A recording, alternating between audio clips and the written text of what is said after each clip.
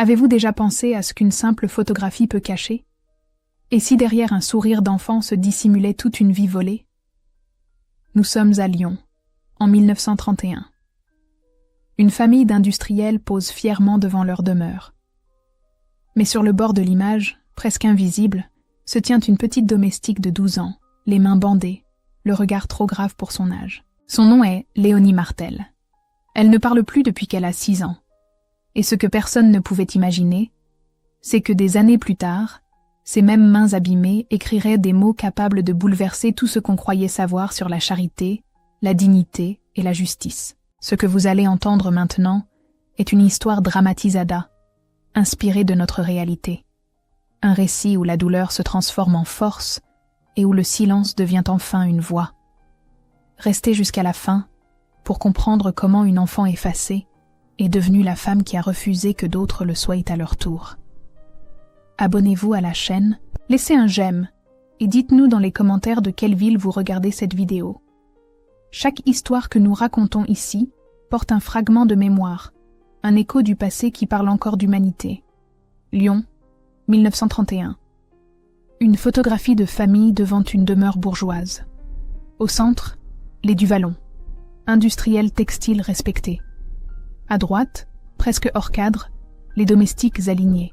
Et parmi eux, une fillette aux mains bandées qui fixe l'objectif avec des yeux trop sombres pour son âge. Elle s'appelle Léonie Martel. Elle a 12 ans. Elle ne parle plus depuis 6 ans.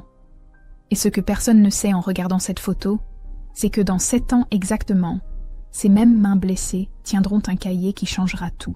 Mais pour comprendre comment une enfant muette est devenue celle qui refuse de laisser d'autres invisibles, il faut revenir au moment où elle a perdu sa voix. Le dernier mot que Léonie a prononcé était « maman ». C'était en 1925, dans une chaumière au bord du Rhône où la faim mordait plus fort que le froid. Son père Gaston, ouvrier saisonnier, n'avait plus de travail.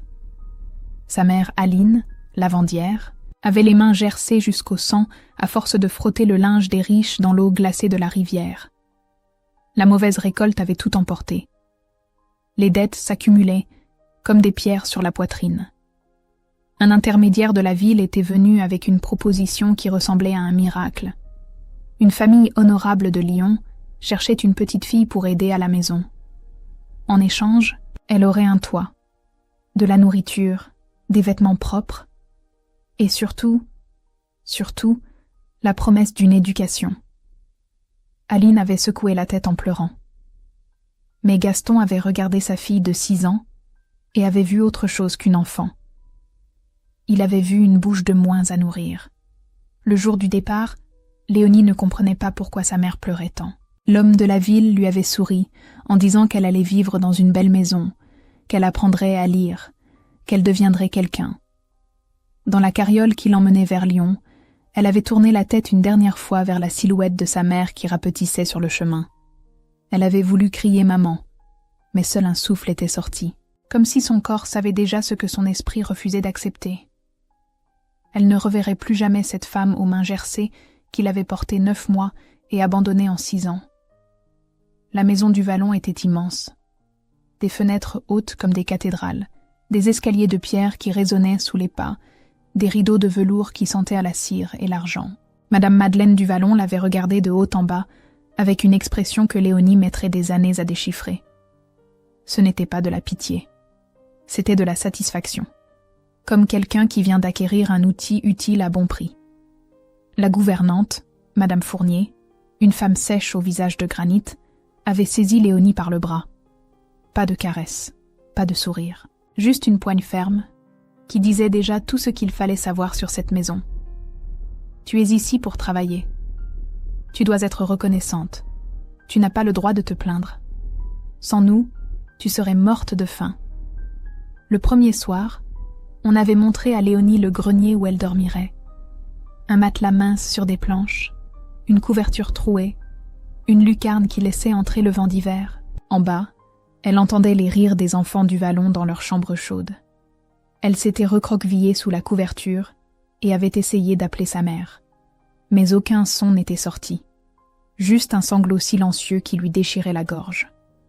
Les semaines suivantes, elle avait continué d'essayer. La nuit, quand la peur la réveillait, elle ouvrait la bouche pour appeler. Rien. Comme si ses cordes vocales s'étaient annouées, étranglées par la terreur de déranger, de décevoir, d'exister trop fort. Madame Fournier criait tellement, tout le temps, pour un verre mal essuyé, pour des pas trop lourds, pour un regard jugé insolent. Léonie avait appris à se faire plus petite, plus silencieuse, plus invisible. Et un jour, les mots avaient complètement disparu. L'hiver suivant, une bronchite avait cloué Léonie au lit du grenier pendant 3 jours. Pas de médecin. Madame Fournier lui avait apporté une tisane amère en maugréant sur le temps perdu.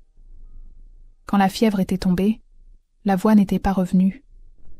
Un médecin de famille, appelé pour soigner Monsieur Duvallon, avait jeté un œil distrait à la petite domestique muette.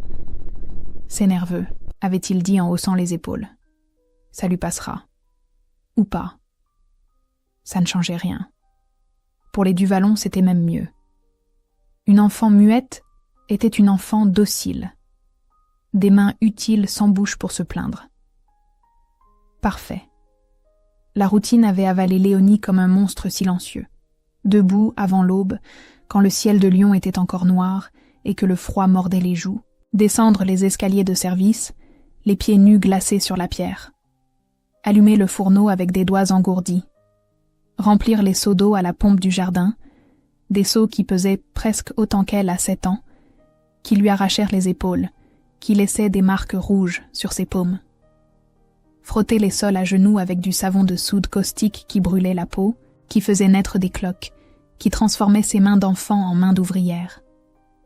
Nettoyer les cendriers de Monsieur Henri, polir l'argenterie jusqu'à ce que son reflet déformé la regarde avec des yeux vides, laver la vaisselle après les repas auxquels elle ne participait jamais. Il n'y avait jamais eu d'école. La promesse s'était évaporée comme la buée sur les vitres qu'elle nettoyait. Personne n'en parlait. C'était comme si cette promesse n'avait jamais existé, comme si Léonie l'avait rêvée dans la carriole qui l'emmenait de son village. Les enfants du Vallon partaient chaque matin avec leurs cartables en cuir, leurs vêtements impeccables, leurs joues roses. Léonie les regardait par la fenêtre de la cuisine en frottant une casserole encrassée. Elle essayait d'imaginer ce qu'on apprenait à l'école. Les lettres mystérieuses dans les journaux. Les chiffres qui permettèrent de compter plus loin que 10. Le monde qu'elle ne verrait jamais. Et chaque jour, cette fenêtre ressemblait un peu plus à une prison. Les années 1920 finissantes en France portaient déjà les cicatrices de la Grande Guerre. Lyon bruissait d'une prospérité inégale. Les riches comme les Duvallon s'enrichissaient dans le textile, tandis que les pauvres s'entassaient dans les quartiers ouvriers. Entre les deux, un gouffre que personne ne voulait voir. Et dans ce gouffre, des centaines de petites filles, comme Léonie, placées dans des familles bourgeoises sous prétexte de charité. Les registres paroissiaux de l'époque montrent que 47 fillettes ont été ainsi placées, rien qu'à Lyon, entre 1920 et 1935. La plupart n'ont jamais revu leur famille. Beaucoup n'ont jamais appris à lire. Certaines n'ont jamais grandi. Léonie avait 9 ans quand elle a compris qu'elle ne valait rien pour les Duvallon. Ce jour-là, Madame Madeleine recevait des amis pour le thé. Léonie servait, silencieuse comme toujours, invisible comme on le lui avait appris. Une des invitées avait remarqué ses mains. « Mon Dieu, Madeleine, cette petite a les mains d'une vieille. »« C'est le travail, » avait répondu Madame avec un sourire pincé. « Elle est robuste, vous savez. Nous l'avons sauvée de la misère. Sans nous, elle serait morte de faim dans son village de paysans. » L'invitée avait hoché la tête, compatissante. « Quelle charité vous faites, ma chère. » Léonie avait baissé les yeux sur ses mains bandées, brûlées par le savon caustique, et avait senti quelque chose se briser en elle. Ce n'était pas de la charité, c'était de la possession. Elle n'était pas sauvée. Elle était piégée. Mais dans cette prison dorée, 2 personnes voyaient encore Léonie comme un être humain. La première était Clotilde, la cuisinière. Une femme d'une 50aine d'années, veuve, qui avait perdu son propre enfant à la naissance 20 ans plus tôt. Elle ne parlait jamais de cette douleur, mais elle la portait dans ses gestes. Quand Madame Fournier n'était pas là, Clotilde glissait à Léonie un morceau de pain supplémentaire, une pomme cachée dans son tablier, un bout de fromage enveloppé dans un torchon. Elle ne disait rien. Léonie non plus. Mais leurs regards se comprenaient. Parfois, le soir, quand les mains de Léonie étaient trop abîmées, Clotilde les enduisait de graisse d'oie en silence. C'était doux et brûlant à la fois. Ces soins apaisèrent la peau, mais pas la rage qui grandissait dans le cœur de Léonie. Pourquoi Clotilde ne criait pas? Pourquoi ne disait-elle rien à Madame Fournier? Pourquoi ne la défendait-elle pas plus fort? Léonie ne comprenait pas encore que Clotilde avait ses propres peurs. Une famille à nourrir, un emploi à garder, la survie avant le courage. Le second ange gardien de Léonie était Baptiste, le jardinier. Un homme taciturne d'une 40aine d'années, ancien combattant de Verdun qui portait ses cicatrices à l'intérieur autant qu'à l'extérieur. Il ne parlait presque jamais. Peut-être parce qu'il avait vu trop de choses que les mots ne pouvaient pas contenir. Il avait remarqué Léonie dès le début. Cette petite ombre silencieuse qui traversait le jardin en portant des seaux trop lourds. Un jour de printemps 1928, alors que Léonie avait 9 ans, il l'avait appelée d'un geste. Elle avait eu peur, habituée à ce que les hommes ne lui veuillent rien de bon.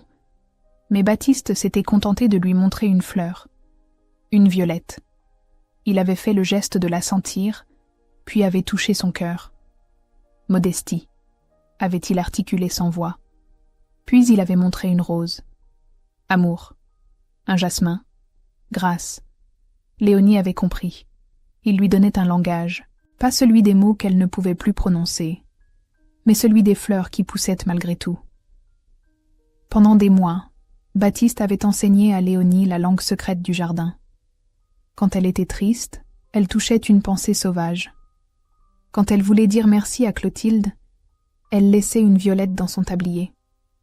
Quand la colère lui tordait le ventre, elle arrachait des mauvaises herbes avec une violence qui faisait peur. Baptiste ne disait rien. Il la laissait être. C'était le premier adulte qui ne lui demandait pas d'être reconnaissante, docile, invisible. Il lui permettait d'exister, même en silence. Parfois, il lui montrait ses propres cicatrices, une au bras, une au dos. Il pointait, puis faisait le geste de continuer à marcher. Survivre. Léonie avait compris. Lui aussi portait une guerre à l'intérieur. Lui aussi avait perdu sa voix, même s'il pouvait encore parler. Quand Léonie a eu 12 ans, quelque chose a changé. Le fils aîné des Duvallon, Pierre, 17 ans, avait commencé à la regarder différemment. Plus comme une enfant, comme autre chose. Des regards qui traînaient trop longtemps, des frôlements dans les couloirs qui ne ressemblaient pas à des accidents. Léonie avait senti le danger avant de pouvoir le nommer. Un soir, alors qu'elle montait au grenier, Pierre l'avait suivie dans l'escalier de service. Il avait touché son épaule. Elle s'était figée, le cœur battant si fort qu'elle pensait qu'il allait exploser. Mais une voix avait retenti en bas. Celle de Monsieur Henri. « Pierre, viens ici, immédiatement. » Le garçon était redescendu. Léonie avait entendu la conversation étouffée. « Pas celle-là. Tu m'entends? Ça causerait des problèmes. » Henri ne parlait pas de moralité. Il parlait d'inconvénients. Léonie avait compris ce soir-là qu'elle n'était même pas digne d'être une victime. Elle était juste un problème potentiel à éviter. Le lendemain, Baptiste s'était mis à rester plus longtemps près de la maison. Il travaillait sous les fenêtres, taillait les haies près de la porte de service, trouvait toujours une raison d'être visible. Léonie avait compris. Il la protégeait. Pas par héroïsme, pas par justice, mais parce que dans son silence à lui, il reconnaissait le silence d'elle. 2 âmes brisées qui refusaient de voir une 3e se briser. C'était imparfait, insuffisant, mais c'était tout ce qu'il pouvait offrir.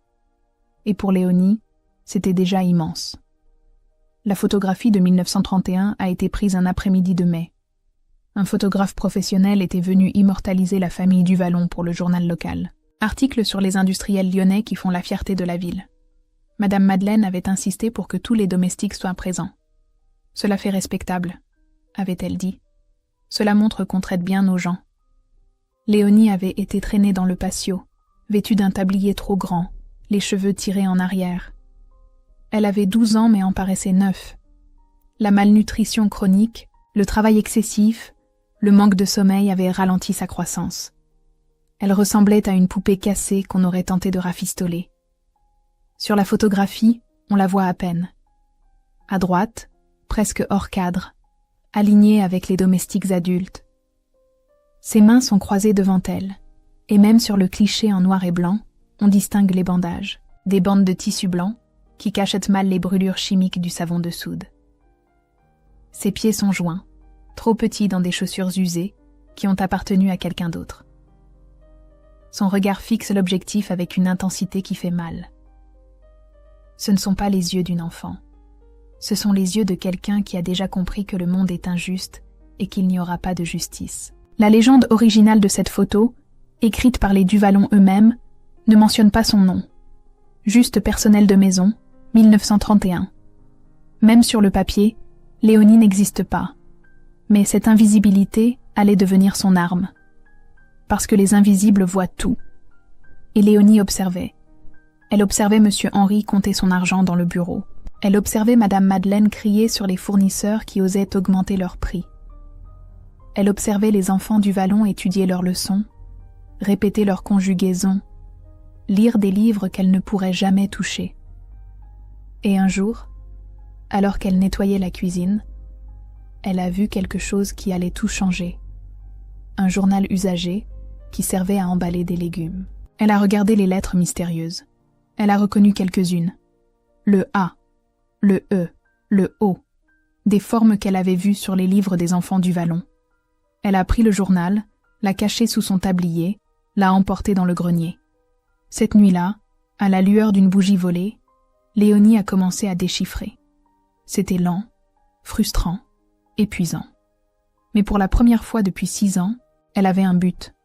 Elle ne se contentait pas de survivre. Elle apprenait. Chaque semaine, Clotilde lui apportait discrètement un journal oublié. Ce n'était pas de l'héroïsme. C'était de la compassion prudente. Clotilde elle-même ne savait pas lire, née trop pauvre pour avoir eu cette chance. Mais elle voyait l'étincelle dans les yeux de Léonie quand elle touchait ses pages. Alors elle lui donnait ce petit morceau de liberté. À 11 ans, Léonie a lu sa première manchette complète. Nouvelle loi sur l'éducation ouvrière. Elle ne comprenait pas tous les mots, mais elle comprenait l'essentiel. Quelque part, il y avait des gens qui pensaient que tous les enfants devaient apprendre.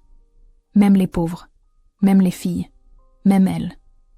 À 15 ans, Léonie lisait Zola en cachette. Baptiste avait laissé traîner un livre usé de Germinal dans le jardin. Un accident, bien sûr. Léonie avait dévoré cette histoire de mineurs exploités, d'injustice criante, de révolte qui gronde. Elle s'était reconnue dans ces personnages qui travaillent jusqu'à la mort pour enrichir des maîtres qui ne les voient pas. Elle avait pleuré en silence en lisant la dernière page. Puis elle avait trouvé un vieux cahier jeté par le fils du Vallon. Un cahier à peine entamé, abandonné parce qu'une page était tachée.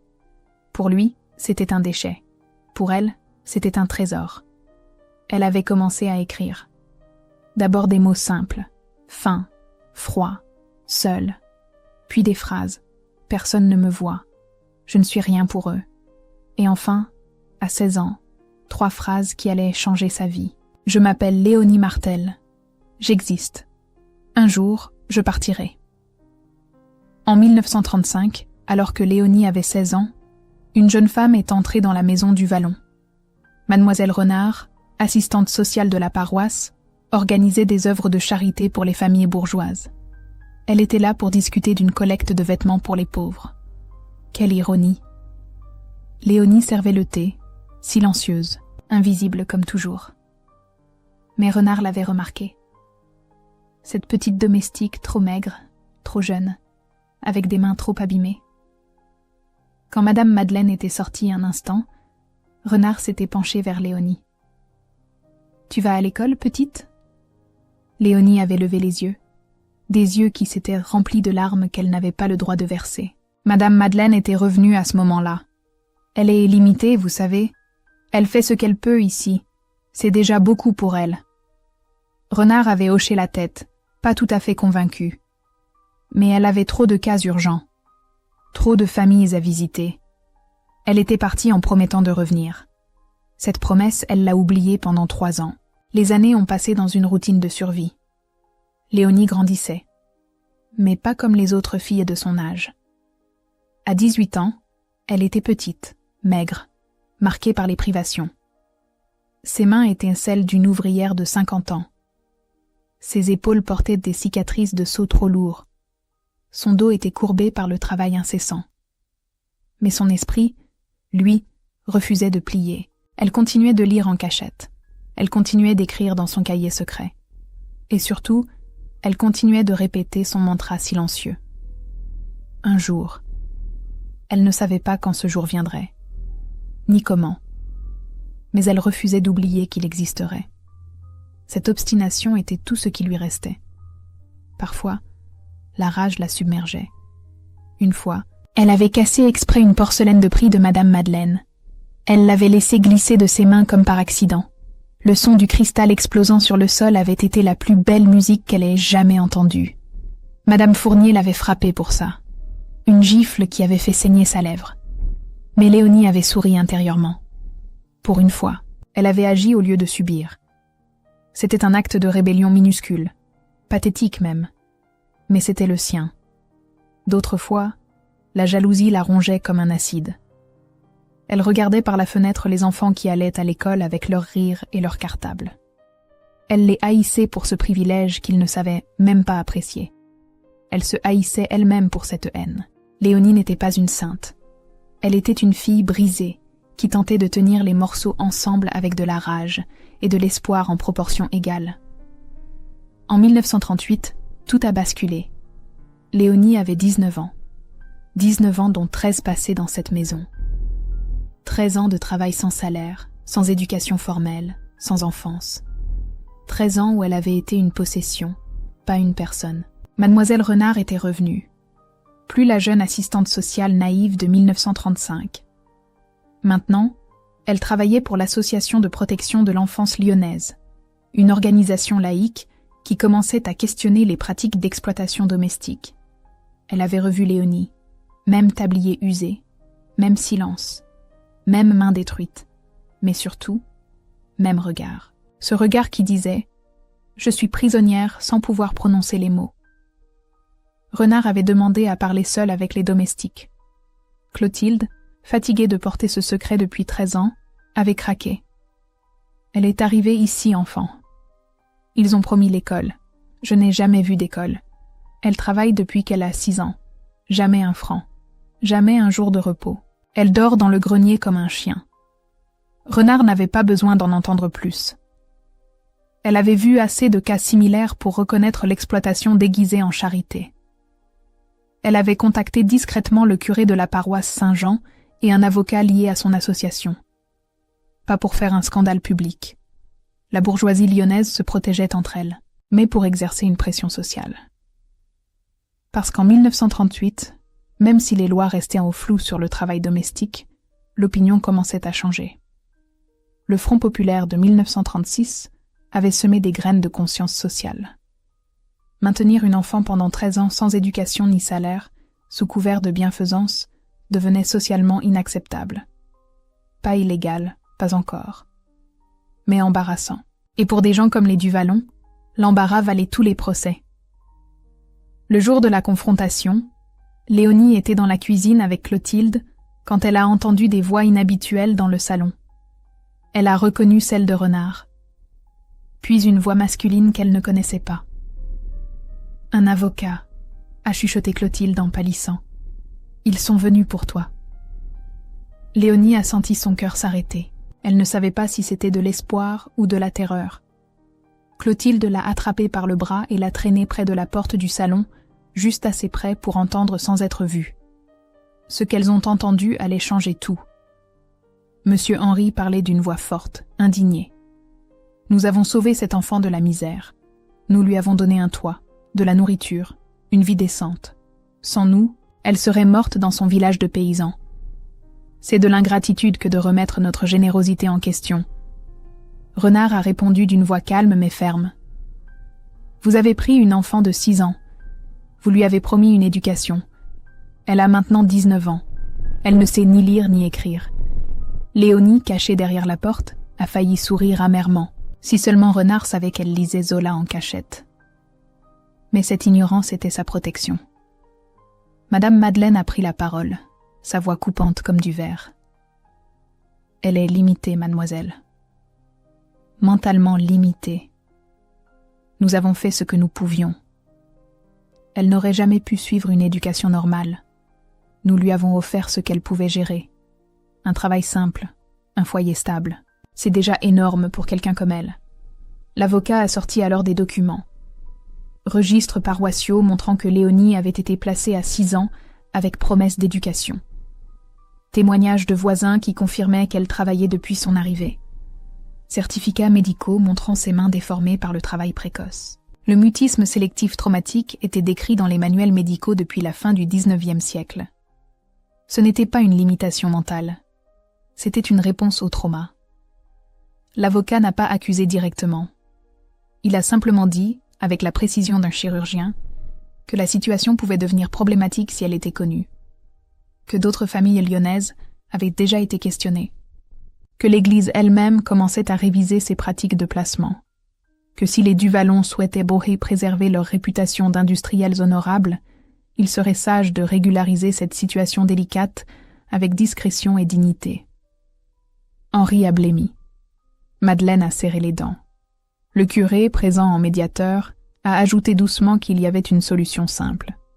Libérer la jeune fille, lui offrir une compensation modeste, permettre à l'Église de placer Léonie dans un pensionnat-atelier où elle pourrait apprendre un métier honnête.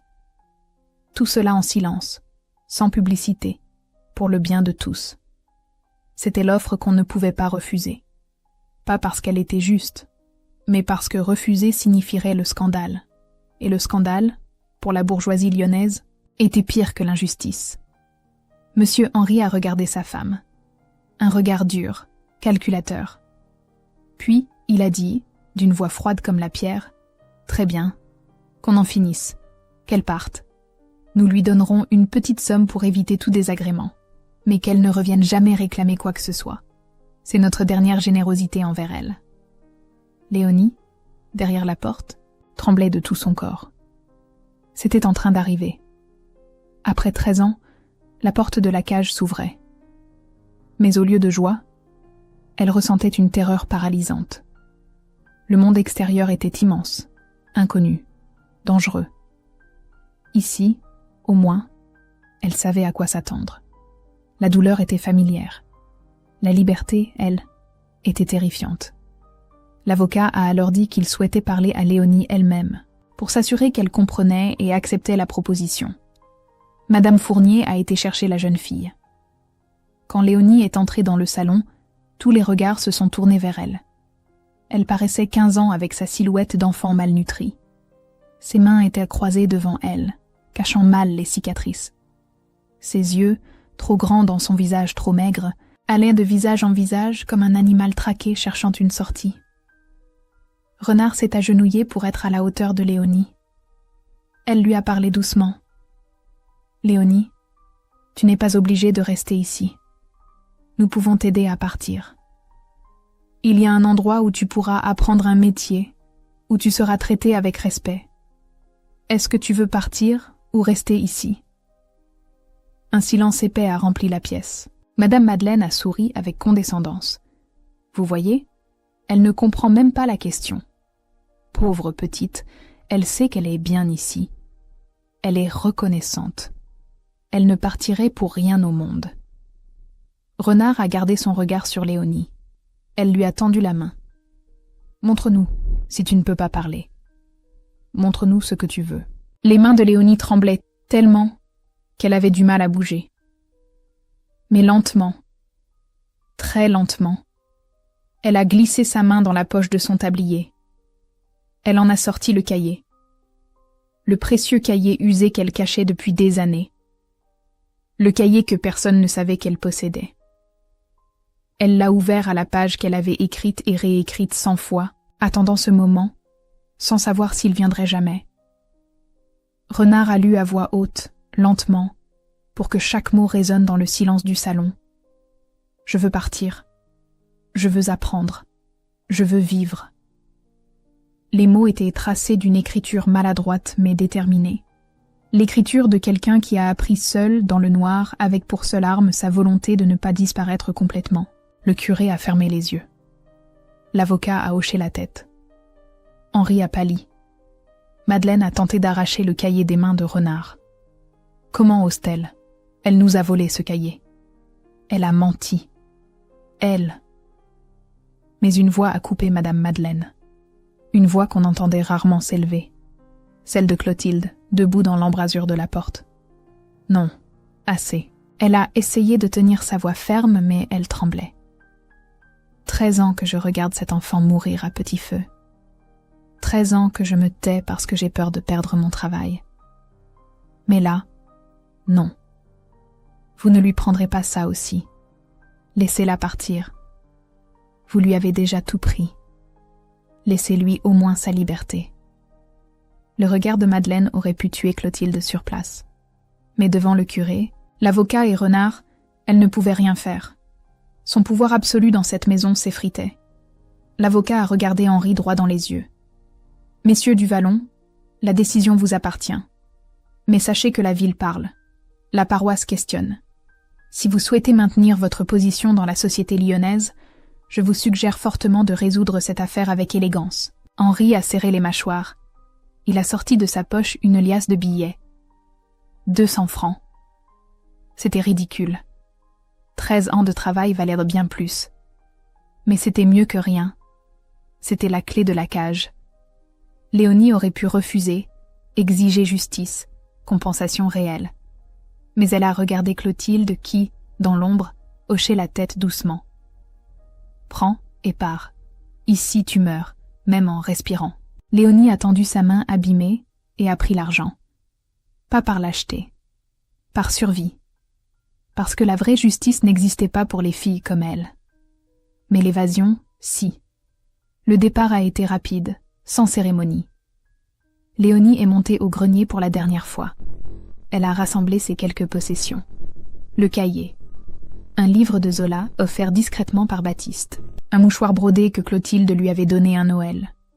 Une violette séchée du jardin. C'était tout ce qu'elle possédait après 13 ans. Quand elle est redescendue, Baptiste l'attendait près du portail.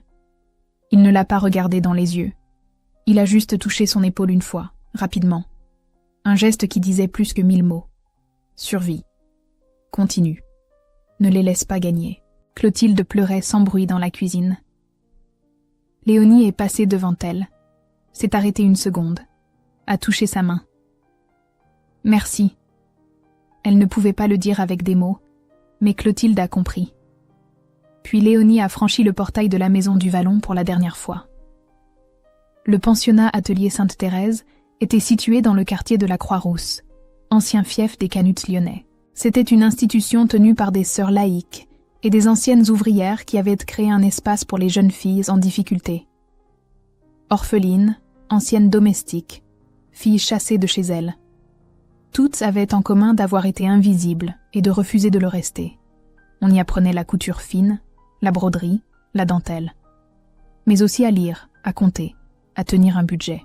L'objectif n'était pas la charité, c'était l'autonomie. Donner aux filles les outils pour ne plus dépendre de la pitié ou de l'exploitation d'autrui. Les premiers mois ont été terribles pour Léonie. Elle ne savait pas comment exister sans obéir. Elle se réveillait avant l'aube par habitude, paniquait si elle n'avait pas de tâche précise à accomplir. Les autres filles se moquaient d'elle. La muette qui fait peur, la sauvage qui ne sait pas sourire, celle qui mange, comme si on allait lui arracher son assiette. Léonie faisait des cauchemars toutes les nuits. Elle se voyait retourner chez les Duvallon, enchaînée pour toujours au grenier glacé. Elle se réveillait en sueur, le cœur battant, cherchant sa voix qui ne venait pas. Sœur Marguerite, l'une des responsables, une ancienne ouvrière textile de 60 ans au regard doux mais ferme, a pris Léonie sous son aile. Pas par pitié, par reconnaissance. Elle voyait en Léonie ce qu'elle avait été 50 ans plus tôt, une survivante. C'est en cousant que Léonie a commencé à guérir. Ses mains détruites par le travail brutal, possédaient une précision incroyable. Les cicatrices s'avèrent créer une sensibilité tactile exceptionnelle. Elle sentait les tissus, comprenait leurs grains, leurs tensions. Ses points étaient réguliers, délicats, parfaits. Un jour, sœur Marguerite a examiné son travail et a dit simplement « Tu as un don, Léonie ». C'était la première fois de sa vie qu'on lui disait qu'elle était douée en quelque chose. Pas docile, pas reconnaissante, douée. Léonie a pleuré en silence pendant 1 heure après ce compliment. Des larmes de soulagement. Peut-être qu'elle valait quelque chose après tout. À 20 ans, Léonie a rencontré Simone, une autre pensionnaire, ancienne domestique elle aussi, qui avait fui une famille violente à 16 ans. Simone parlait pour deux. Elle racontait des histoires drôles, imitait les bourgeoises prétentieuses, faisait rire tout le monde. Elle ne s'est pas moquée de Léonie. Elle lui a parlé comme à une égale, sans attendre de réponse vocale. Elles ont créé leur propre langage, des gestes, des regards, des sourires. Pour la première fois, Léonie a eu une amie, une vraie. Pas quelqu'un qui la protégeait par compassion, mais quelqu'un qui l'aimait pour ce qu'elle était. Un soir, Simone l'a prise par la main et l'a fait danser dans le dortoir sur une chanson qu'elle fredonnait. Léonie ne savait pas danser. Elle a trébuché, ri sans son, pleuré de joie. C'était le premier moment de bonheur pur de sa vie. La voix est revenue par fragments, comme une plante qui repousse après un incendie. En 1941, Léonie avait 22 ans. Une sœur infirmière du pensionnat, sœur Anne-Marie, avait étudié les traumatismes de guerre chez les soldats mutiques. Elle a proposé à Léonie des exercices doux. Respirer profondément. Faire vibrer la gorge sans forcer. Imaginer un son qui sort naturellement, sans peur. Un après-midi de printemps, alors que Léonie cousait près de la fenêtre ouverte, un oiseau s'est posé sur le rebord. Elle a voulu l'appeler, instinctivement. Et un son est sorti, un simple « ah » rauque, cassé, à peine audible. Mais un son. Léonie a laissé tomber son ouvrage. Elle a porté les mains à sa gorge, incrédule. Simone a couru vers elle. « Tu as parlé, tu as parlé. » Léonie a pleuré pendant des heures. 16 ans de silence brisé en 1 seconde. Ce n'était pas une guérison complète. Sa voix resterait toujours rauque, limitée à quelques phrases courtes. Mais c'était assez. Assez pour dire merci. Assez pour dire non. Assez pour dire « je suis Léonie Martel et j'existe ». À 24 ans, Léonie a obtenu son premier vrai emploi. Un atelier de couture fine cherchait une brodeuse qualifiée. Elle a montré son travail. On l'a engagée immédiatement. Pour la première fois de sa vie, elle a reçu un salaire. Des francs qui lui appartenaient, qu'elle avait gagnés par son talent, pas volés par exploitation. Elle a pleuré en serrant ses premiers billets. Puis elle est allée acheter du pain. Pas les restes qu'on lui jetait. Du pain frais, encore chaud, qu'elle a choisi elle-même. Elle l'a mangé lentement, savourant chaque bouchée. C'était le goût de la liberté. Les années ont passé dans une reconstruction lente mais réelle. Léonie est devenue une couturière respectée. Elle économisait chaque sou. En 1950, à 31 ans, elle a ouvert son propre atelier. Minuscule. 3 machines à coudre, une table de coupe, des étagères de tissu. Mais c'était à elle. Et dès le début, elle a eu une règle. Elle embauchait des jeunes filles en difficulté, orphelines, anciennes domestiques, filles chassées, maltraitées, oubliées. Elle leur apprenait la couture. Elle leur donnait un salaire juste. Elle les traitait avec dignité, parce qu'elle savait ce que c'était d'être invisible. Et elle refusait de laisser d'autres vivre ce qu'elle avait vécu. Son atelier est devenu une référence discrète à Lyon, pas célèbre, pas riche, mais solide, honnête, bon. Les clients savaient que le travail était impeccable. Les filles savaient qu'elles y trouveraient non seulement un métier, mais aussi du respect. Léonie ne parlait presque pas de son passé. Juste parfois, quand une nouvelle apprentie arrivait terrorisée, marquée, brisée, elle lui montrait ses mains, les cicatrices permanentes. Et elle disait, de sa voix rauque, « Regarde, j'ai survécu. Toi aussi tu survivras. Et plus que ça, tu vivras. » En 1965, Une exposition locale à la mairie du 2e arrondissement présentait des photographies anciennes de Lyon. Souvenirs de la ville entre les deux guerres. Un collectionneur local avait acheté des archives lors de la vente d'une propriété du Vallon, après la mort d'Henri en 1963. Parmi les documents, cette photo de 1931. Personnel de maison. Elle avait été encadrée et accrochée dans la petite salle d'exposition, entre une photo d'usine textile et un portrait de rue. Léonie, 46 ans maintenant, avait été invitée par une de ses apprentisses, Marianne, 17 ans, ancienne orpheline qu'elle formait depuis 2 ans. Elle marchait tranquillement entre les clichés en noir et blanc quand Marianne s'est arrêtée brusquement. « Madame Léonie, regardez. Cette petite fille. Elle vous ressemble. » Léonie s'est approchée lentement. Elle ne l'avait pas vue depuis 34 ans. Cette photo qu'elle pensait enfouie, oubliée, morte avec ses bourreaux. Et la voilà, exposée, comme un témoignage muet d'une époque. Elle s'est vue. 12 ans, tablier trop grand, mains bandées, regard vide d'enfant qui a déjà trop vu. Position marginale, presque hors cadre, comme si même le photographe avait voulu l'effacer. Au centre, les du Vallon, fiers, prospères, respectables. Des monstres ordinaires qui ne savaient même pas qu'ils en étaient. Marianne a murmuré « Qui est-ce, madame ?» Cette petite fille, elle a l'air si triste. Qu'est-ce qui lui est arrivé? Léonie a regardé ses propres mains. 46 ans. Les cicatrices n'avaient jamais disparu. Les déformations légères des articulations non plus. Mais ces mains-là, maintenant, tenaient des ciseaux de couturière, pas des seaux d'eau glacés.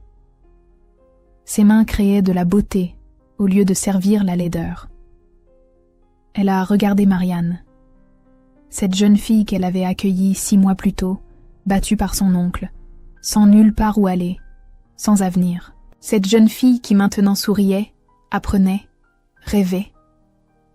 Léonie a touché doucement le bras de Marianne et a répondu, de sa voix rauque qui portait le poids de toutes les années. C'est quelqu'un que personne ne voyait. Maintenant, c'est celle qui ne laisse plus personne invisible.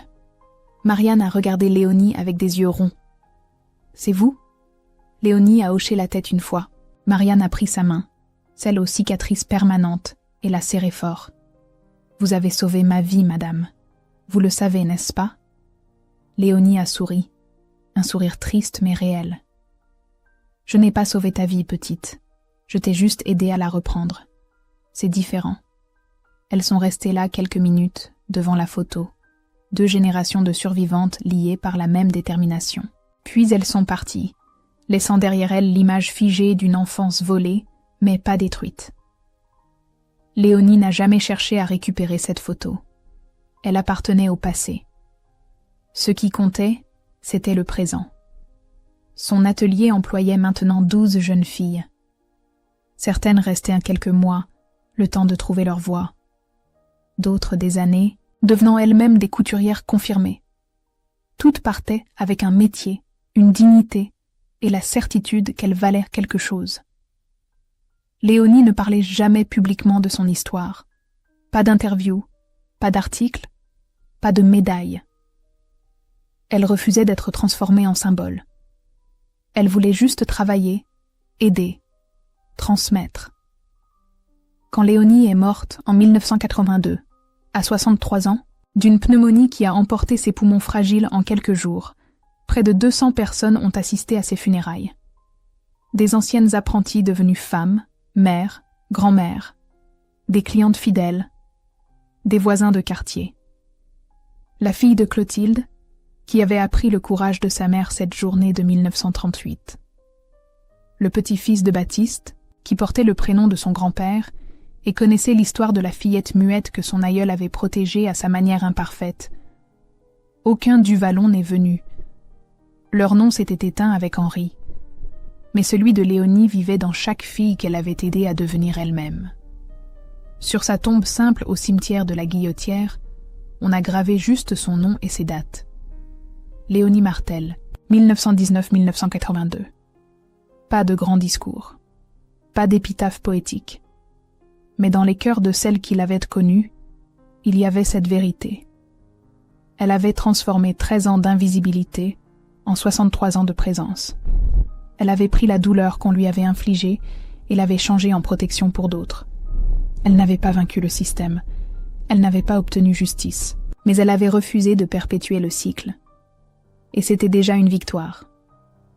Aujourd'hui, la photographie de 1931 se trouve dans une boîte d'archives familiale, conservée par Marianne, l'ancienne apprentice devenue gardienne de cette mémoire. Pas dans un musée, pas exposée aux regards curieux, mais là, dans l'intimité d'une maison où vivent les petits-enfants de Marianne, qui connaissent l'histoire de Madame Léonie, la couturière aux mains abîmées qui a appris à leur grand-mère que l'invisibilité n'est pas une fatalité. Parfois, Marianne sort cette photo et la regarde. Elle voit la fillette muette du coin droit. Et elle murmure, comme Léonie le lui a appris, « Tu existes. Tu as toujours existé.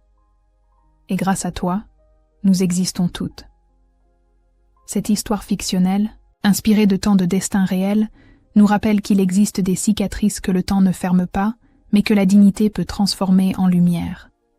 Léonie n'a pas crié sa douleur, elle l'a cousue, point après point, jusqu'à en faire un abri pour d'autres. Par son silence devenu force, elle nous apprend que même ceux qu'on a voulu effacer peuvent, un jour, écrire leur propre nom dans le monde. Et vous, qu'auriez-vous fait à la place de Léonie? Avez-vous connu, dans votre famille ou dans votre village, quelqu'un dont la voix a été longtemps ignorée? Pensez-vous qu'une seule personne peut vraiment briser le cycle de l'injustice? Si vous êtes resté jusqu'à la fin, écrivez le mot « résilience » dans les commentaires pour que nous sachions que vous avez entendu son histoire jusqu'au bout. Dites-nous aussi de quelle ville vous regardez cette vidéo, et si vous avez, dans votre mémoire ou celle de vos aînés, un souvenir, un récit, une histoire ancienne qui mérite d'être racontée ici. Peut-être inspirera-t-elle nos prochaines histoires. Merci d'avoir partagé ce moment avec nous.